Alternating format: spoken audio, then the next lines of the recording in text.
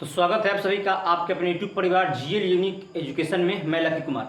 आज का जो हमारा वीडियो होने वाला है क्लास 9 के मैथ्स होने वाला है। देखिए संख्या पद्धति से क्या क्वेश्चन कहता है कि 0.47 के ऊपर देखिए आपको जो लकी रेकिंग लगा गया ना उसको बार कहते हैं। यानी कि जो अंक बार बार आता है ना उसको एक बार लिखने के लिए वो आपका बार यानी कि वो लकीर लगाते हैं, यानी कि 7 रिपीटेशन कर रहा है बार बार। ठीक है, को P बटा Q के रूप में व्यक्त करें जहां P और Q कोई पूर्णांक है और Q does not equal to 0।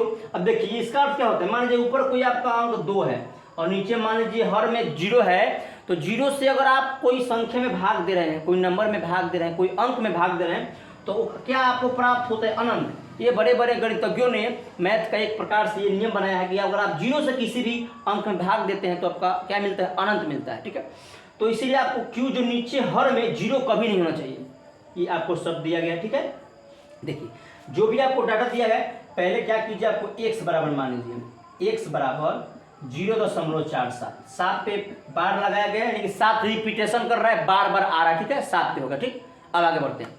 ये इसको समीकरण आप 1 मान लीजिए, फिर आप कीजिए, देखिए अब देखिए कितना अंक पे, 4 पे तो बार नहीं लगा है, केवल 7 पे, यानी कि वो एक अंक है हमारा।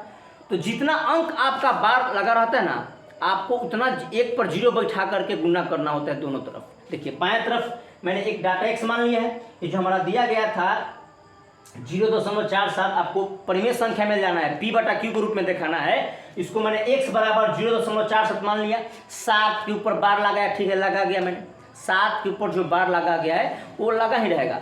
तो एक अंक पर है तो आपको 10 से गुना करना पड़ेगा। अगर 2 अंक पे बार रहता तो 100 से, 3 अंक पे बार रहता 1000 से। इसी प्रकार से जितना अंक पे आपका रेकिंग रहेगा उतना 0 बढ़ते जाता है, एक लिख करके 0 बढ़ाते हैं। ठीक है, तो यहाँ से हमारा क्या हो जाएगा, देखिए बढ़िया से यहाँ से देखिए। अब हम क्या लिखेंगे कि दोनों तरफ क्या लिखेंगे, दोनों तरफ 10 से गुना करने पर, 10 से गुना करने पर दोनों तरफ हमारा कितना से गुना हो जाएगा? 10 से। चलिए तो 10 से करेंगे तो x में 10 से करेंगे 10x हो गया। इधर देखिए आप कर दीजिए 0.47 लिख करके 10 से आप कर दीजिए। ठीक है, 0 0 0 7 हो गया, 4 हो गया, 0 हो गया, 0 7 4 0, 2 अंक बाद बैठा दीजिए दशमलव। तो आप सीधे क्या लिख दीजिए 4.70 आ रहा है ना, लेकिन आप फिर एक और 7 लगा दीजिए क्योंकि 7 देखिए 7 रिपीटेशन कर रहा है, बार बार आ रहा है, इसीलिए एक और 7 लिखा जाएगा। गुना करने पर हमारा 4.70 लिखिए या ना लिखिए कोई बात नहीं, लेकिन 7 रिपीटेशन कर रहा है ना, तो फिर से आपको 7 के ऊपर मैंने क्या लगा दिया? बार लगा दिया। अगर ऐसे नहीं कर सकते हैं तो 7 लिख के इस तरह से आप डॉट डॉट भी कर सकते हैं, डॉट डॉट डॉट डॉट कर हुआ नहीं, 7 रिपीटेशन कर रहा है। ठीक, चलिए इसको समीकरण मैंने 2 मान लिया। अब क्या करेंगे, समीकरण 2 में से समीकरण 1 को घटाने पर, 1 को घटाने पर घटा देना है 2 में से, बड़ा वाला में से छोटा में से आपको घटा देना है। तो 2 क्या समीकरण है, बायां साइड वाला बायां घटाइएगा, दाहिना साइड वाला दाहिना। LHS को LHS में घटाइएगा, RHS को RHS। ठीक है, तो यहाँ पे हमारा समीकरण 2 का LHS क्या है?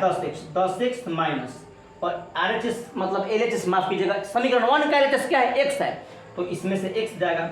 फिर यहाँ पे ये 4.77 लिखा है 7 पे बार, और इसका देखिए RHS है 0.47 पे बार, घटा दीजिए 4.77 में से 0.47 अगर जाएगा तो 4.30 आ गया। क्या गया? अब इसमें से 10x में 6 जाएगा तो 9x, और यहाँ पे क्या गया?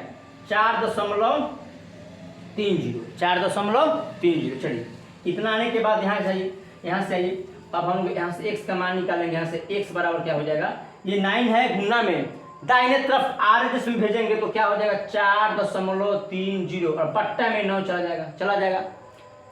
देखिए दशमलव को हटा दीजिए यहाँ से, अब डायरेक्ट नीचे कितना से गुना होगा? 100 से। नियम होता है कि दशमलव के बाद देखिए 2 डिजिट है, दशमलव के बाद कितना है फिर समझिएगा, मैं बढ़िया से लिखता हूँ 4.30 और डिवाइड क्या हो जाएगा 9, ये वाला 9 जाके भाग करेगा, x का मान निकाल रहे हैं। दशमलव को हटाइएगा तो दशमलव के दाहिने तरफ 2 अंक है, तो 1 लिख के 2 0। नियम होता है आपका, पता है कि 100 से नीचे क्या करना है? भाग। 1 0 से 1 0 कट गया, ऊपर क्या बचा? ऊपर आपका 43 बचा, और नीचे 9 10 या 90, यानी कि x बराबर हमारा देखिए P बटा Q रूप में आ गया, ये परिमेय संख्या में आ गया। ऊपर वाला P हो गया, नीचे वाला Q हो गया। देखिए और शर्त था Q does not equal to 0, Q 0 नहीं आना चाहिए, तो मेरा Q 0 थोड़ी बट्टा में 0 नहीं आया है, बिल्कुल नहीं आया है।